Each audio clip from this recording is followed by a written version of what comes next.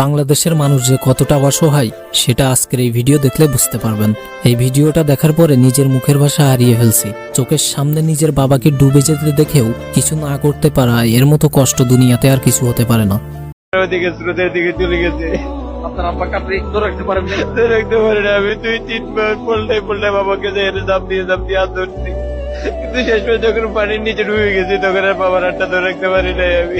एक मेरा यारा एक ओदियारी। দেখুন মানুষের কি ভয়াবহ অবস্থা। গলা সমান পানি একের পরে এক তলিয়ে যাচ্ছে মানুষের তিলে তিলে গড়া সব স্বপ্ন, সব আশা ভরসা নিমিষেই তলিয়ে যাচ্ছে চোখের সামনে। একদিকে কষ্টে ভরা দু চোখ, অন্যদিকে পেটে ক্ষুধার জ্বালা। এভাবেই বেঁচে আছে আমার বাংলাদেশের হাজার হাজার মানুষেরা।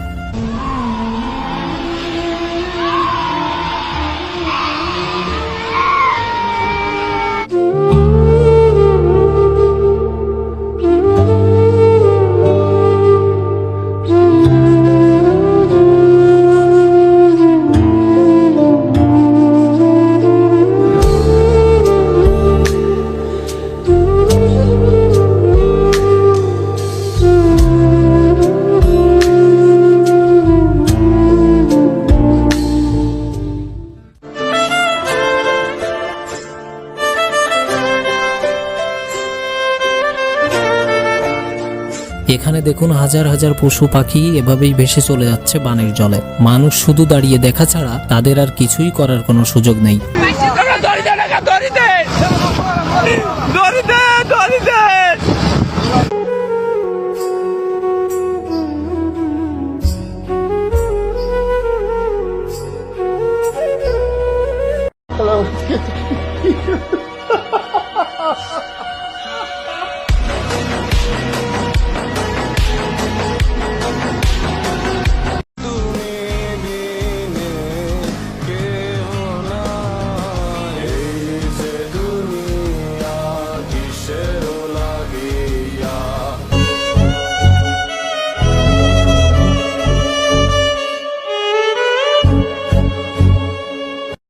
এই বোনটিকে দেখুন, পেটে 9 মাসের বাচ্চা।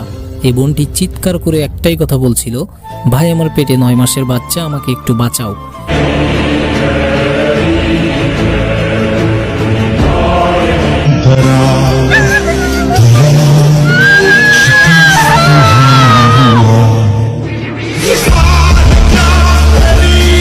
মা কতটা অসহায় হলে এভাবে নিজের বাচ্চাকে পানিতে একা ভাসিয়ে দেয়। এই বাচ্চাটির পাশে একটি ব্যাগ রাখা ছিল এবং ব্যাগে বাচ্চাটিকে খাওয়ানোর মতো কিছু জিনিস আর একটি চিঠি রাখা ছিল। চিঠিতে তার বাড়ির ঠিকানা দেওয়া ছিল, কিন্তু দুঃখের বিষয় হলো তার বাড়িতে আর কেউ বেঁচে নেই।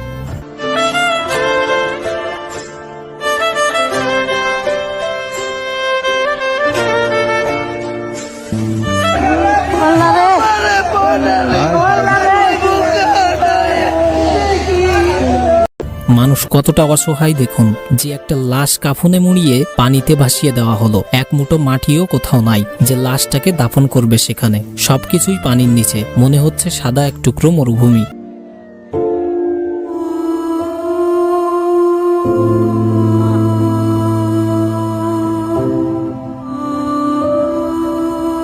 সর্বোপরি আমার একটা জিনিস খুব ভালো লাগলো, যে বাংলাদেশের বাইরের দেশে ত্রাণের কোনো প্রয়োজন নেই এবং বাংলাদেশের মানুষ যে পরিমাণে বানভাসীদের সাহায্য করছে তাতে বলতে হয় স্যালুট জানাই তোমাদের। দোয়া করি তাড়াতাড়ি সুস্থ হয়ে যাক আমার বাংলাদেশ এবং বাংলাদেশের বানভাসী মানুষগুলো। আল্লাহ হাফেজ।